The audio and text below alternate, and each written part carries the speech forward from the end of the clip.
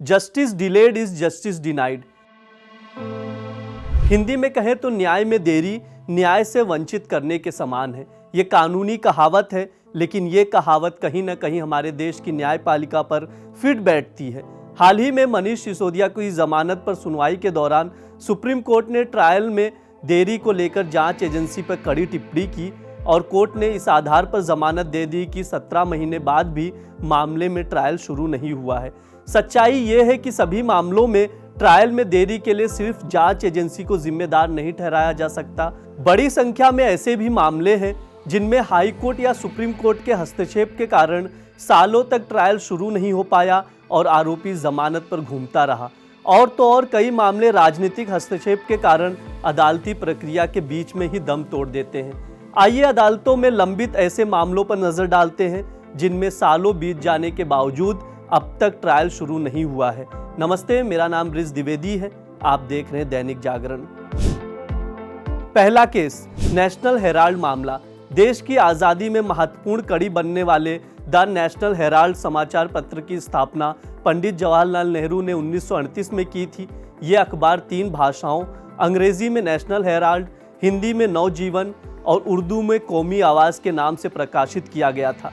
इसका प्रकाशन करने वाली कंपनी का नाम AJL एसोसिएट जर्नल्स लिमिटेड रखा गया। साल 2008 में इसका प्रकाशन कंपनी की आर्थिक तंगी के कारण बंद कर दिया गया। 8 साल बाद 2016 में तीनों समाचार पत्रों को एक बार फिर से शुरू करने की कोशिश की गई, जो फेल साबित हुआ। कर्ज में डूबी AJL कंपनी ने 2010 में ये घोषणा कर दी कि वो कर्ज नहीं चुका सकती। दरअसल AJL को आर्थिक तंगी के कारण कांग्रेस पार्टी ने समय समय पर 90 करोड़ रुपए उधार दिए थे, जबकि ये the representation of people's act 1950 का उल्लंघन है। इसके मुताबिक कोई राजनीतिक पार्टी किसी को कर्ज नहीं दे सकती। 23 नवंबर 2010 को गांधी परिवार की एक non profit company young India सामने आई, जिसके निदेशक सुमन दुबे और स्वयं प्रीतोदा जैसे लोग बने। 13 दिसंबर 2010 को राहुल गांधी को भी निदेशक के बोर्ड में शामिल किया गया। इसके बाद AJL के शेयर एक डील के जरिए यंग इंडिया को ट्रांसफर कर दिए गए और 90 करोड़ का कर्ज 50 लाख रुपए देकर माफ कर दिया गया। 22 जनवरी 2011 को सोनिया गांधी इसकी निदेशक बनी गई। यंग इंडिया की 76% हिस्सेदारी सोनिया और राहुल के पास है।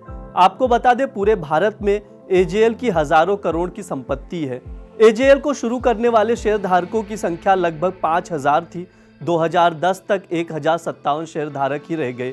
पूर्व केंद्रीय कानून मंत्री शांति भूषण ने AJL का स्वामित्व यंग इंडिया को दिए जाने को लेकर गैर कानूनी बताया था। 2012 में जब मामले की कलई खुली तो सुब्रमण्यम स्वामी ने AJL का स्वामित्व यंग इंडिया को मिलने के खिलाफ कोर्ट में पहुंच गए और केस कर दिया। उन्होंने आरोप लगाया कि यह डील गैर कानूनी तरीके से की गई है। केस में ट्रायल अभी तक शुरू नहीं हुआ है। 2015 से सोनिया गांधी और राहुल गांधी जमानत पर हैं। सुप्रीम कोर्ट ने आरोपियों को निजी तौर पर अदालत में सुनवाई के दौरान मौजूद रहने से छूट दे रखी है। ED ने मनी लॉन्ड्रिंग मामले में 2023 में नेशनल हेराल्ड की 752 करोड़ की संपत्ति जब्त कर ली थी। दूसरा केस, 2G घोटाला। साल 2009 में CBI ने FIR दर्ज की। 2011 में आरोप पत्र दाखिल किया गया। 2017 में सभी आरोपी बरी हो गए। CBI और ED दोनों ने हाई कोर्ट में अपील की। 6 साल के इंतजार के बाद हाई कोर्ट ने 2024 में कहा कि ED और CBI की अपील सुनवाई योग्य है। अभी तक सुनवाई शुरू नहीं हो पाई है। इस मामले में और क्या अपडेट आएगा वो हम आपको बताते रहेंगे। तीसरा केस, बीकानेर जमीन घोटाला। 2016 में बीकानेर जमीन घोटाले में स्थानीय पुलिस की FIR के बाद ED ने मनी लॉन्ड्रिंग का केस दर्ज किया। 2019 में रॉबर्ट वाड्रा और उनकी मां से ED की पूछताछ के बाद एक अन्य आरोपी महेश नागर ने राजस्थान हाईकोर्ट में ED की जांच रोकने की याचिका दाखिल की। हाईकोर्ट ने ED पर आरोपियों के खिलाफ किसी भी कार्रवाई पर रोक लगा दी। 2022 में हाईकोर्ट ने ED की जांच रोकने से इनकार कर दिया, लेकिन रॉबर्ट वाड्रा समेत अन्य आरोपियों की गिरफ्तारी पर रोक जारी रही। अभी हाईकोर्ट के फैसले के खिलाफ सुप्रीम कोर्ट में अपील लंबित है। चौथा केस, IRCTC घोटाले में लंबे समय तक लटका रहा ट्रायल। साल 2016 में CBI ने FIR दर्ज की और 2018 में लालू यादव, तेजस्वी यादव समेत अन्य आरोपियों के खिलाफ चार्जशीट दाखिल की। लेकिन रेल मंत्रालय के 3 आरोपी अधिकारियों ने दिल्ली हाई कोर्ट में तकनीकी आधार पर चार्जशीट को चुनौती दी और हाई कोर्ट ने ट्रायल कोर्ट पर चार्जशीट का संज्ञान लेने पर रोक लगा दी। 5 साल बाद हाई कोर्ट ने ट्रायल कोर्ट को सीबीआई को चार्जशीट संज्ञान में लेते हुए मामले की सुनवाई शुरू करने की इजाजत दी, तब जाकर ट्रायल शुरू हुआ। कई चर्चित मामलों में जांच एजेंसियों ने एफआईआर दर्ज करके जांच शुरू की, लेकिन अदालतों में ये मामले टिक नहीं पाए। पहला केस लालू यादव के खिलाफ मामला। 1998 में सीबीआई ने बिहार के पूर्व मुख्यमंत्री लालू प्रसाद यादव के खिलाफ आय से अधिक संपत्ति का केस दर्ज किया और 2000 में चार्जशीट दाखिल की। 2006 में लालू यादव को ट्रायल कोर्ट ने बरी कर दिया। तत्कालीन सपरंग सरकार में रेल मंत्री के रूप में शामिल लालू यादव के मामले में ट्रायल कोर्ट के फैसले के खिलाफ हाई कोर्ट में अपील की इजाज़त नहीं मिली। हालांकि बिहार सरकार ने हाई कोर्ट में अपील की, लेकिन सीबीआई लालू प्रसाद यादव के बचाव में सुप्रीम कोर्ट पहुंच गई। 2010 में सुप्रीम कोर्ट ने अपील का अधिकार सिर्फ जांच एजेंसियों का बताते हुए बिहार सरकार की हाई कोर्ट में अपील को खारिज कर दिया। वैसे 2020 में सुप्रीम कोर्ट की एक अन्य बेंच ने स्वीकार किया कि 2010 के फैसले पर पुनर्विचार की जरूरत है। दूसरा केस झारखंड मुक्ति मोर्चा घूस कांड। 1993 में पैसे लेकर नरसिम्हा राव सरकार को समर्थन देने के मामले में 1996 में सीबीआई ने एफआईआर दर्ज की। सीबीआई ने पूर्व प्रधानमंत्री नरसिम्हा राव समेत अन्य आरोपियों के खिलाफ 1997 में चार्जशीट दाखिल कर दी। ट्रायल कोर्ट ने उसका संज्ञान भी लिया। दिल्ली हाई कोर्ट ने ट्रायल कोर्ट के संज्ञान लेने को सही ठहराया, लेकिन 1998 में सुप्रीम कोर्ट की संविधान पीठ ने संसदीय विशेषाधिकार का हवाला देकर आरोपियों के खिलाफ केस चलाने की अनुमति देने से इनकार कर दिया। वैसे 26 साल बाद सुप्रीम कोर्ट को अपनी गलती का एहसास हुआ और 2024 में नई संविधान पीठ ने पुराने फैसले को पलट दिया, लेकिन इससे जेएमएम घूसकांड को संजीवनी नहीं मिल सकी। इस बीच घोटाले के मुख्य आरोपी कर्नाटक के तत्कालीन मुख्यमंत्री वीरप्पन मोइली केंद्र में कानून मंत्री भी बने और प्रशासनिक सुधार आयोग के अध्यक्ष भी। तीसरा केस बोफर्स घोटाला। 1986 में हुए बोफर्स घोटाले में 1996 में सीबीआई ने एफआईआर दर्ज की और 1999 में चार्जशीट दाखिल की। दिल्ली हाई कोर्ट ने 2004 में राजीव गांधी और 2005 में हिंदुजा बंधुओं को केस से बरी कर दिया।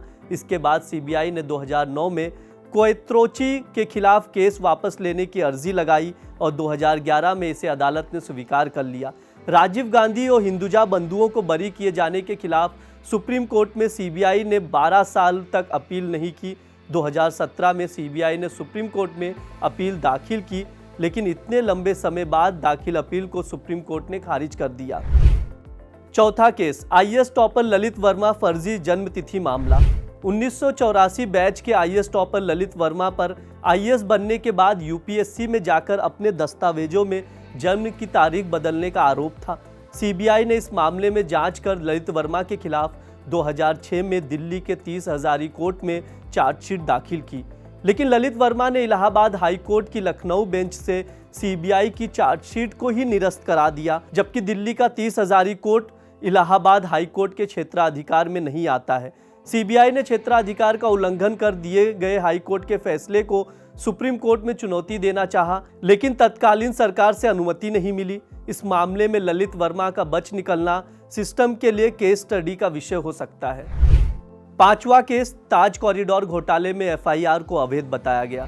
2030 में ताज कॉरिडोर घोटाले में सीबीआई ने एफआईआर दर्ज की। सीबीआई ने 2007 में आरोपियों के खिलाफ चार्जशीट दाखिल की।